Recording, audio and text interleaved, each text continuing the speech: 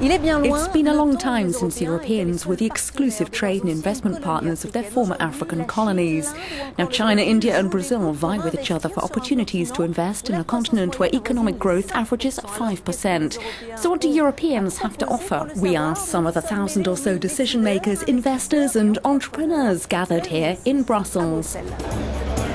Over 2 days, the EU-Africa Business Forum brought together participants from both continents, including entrepreneurs looking for funding. One such is the founder of a solar energy company, Francine Munyaneza from Rwanda. She'd like to be able to build locally the kind of solar water heaters she currently imports, but she's having difficulty getting credit. Interest rates are very high in Africa. It's not just in Rwanda, it's everywhere. I think it's linked to the risks and problems of inflation, and so we have rates of 18 to 19%. One option for alternative financing is private equity investment. The social venture capital fund, SOVEC, headed by Paul van Alst, backs the building of private schools, medical centres and houses in Africa. What we do is bring our experience in providing growth capital in Europe to Africa, but that we leave the assessment of the viability of a company to our local partners in Africa with whom we co-invest, and that we support the local entrepreneur in creating those abilities in growing a company. Over half of Africa's population is under 20 years old, and 8% of the people live in rural areas where there's a shortage of teachers. That makes education a huge challenge, though it can be partly addressed by new technology.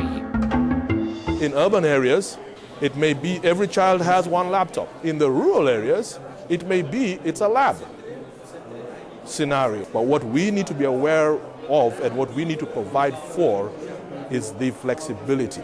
One of the Millennium Development Goals set by the United Nations was to bring primary school education to all the world's children. That led to this little computer being introduced to classrooms in Rwandan schools. People in the open source computer software community approached the then UN Secretary General Kofi Annan and said, imagine if you could shrink a school so that it fits into a lunchbox, and there's a small solar panel that powers it because these computers are very energy efficient. Pharmaceuticals are one strategic area where Africa wants to reduce its reliance on the developed world. The continent imports 80% of its drugs, often at very high prices. In the northern African countries, they're setting up local production. Further south, some drug makers have already built factories and are beginning to offer partnerships, including training of researchers and joint laboratories. We're taking a very long-term view. We think demand is going to go up significantly. We think that it's probably not right or efficient for all of that demand to be imported. Some of it will always have to be imported, just like any other country in the world. But there's a requirement for building that domestic capability. And we and they benefit from having that manufacturing capability onshore in the country. Africa also wants to become self-sufficient in agriculture to end the situation where the continent imports nearly half of its food needs. The head of the Pan-African Agribusiness and Agri-Industry Consortium told us how they can do that. We need to really clearly adapt new technologies, but we can only do this through partnerships with the Europeans. And that's why we are here. We want to learn from you. And after all, Africa is one continent you can grow everything. And to boost its global influence and better defend its interests, Africa also needs to be more united, according to Botswana's former president, Festus Mogae. You Europeans, you are experiencing some difficulties in your collaboration. But of course you are advanced.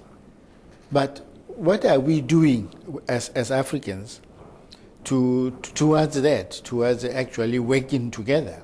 There is a lot to be done, but it's upon us Africans to do it ourselves.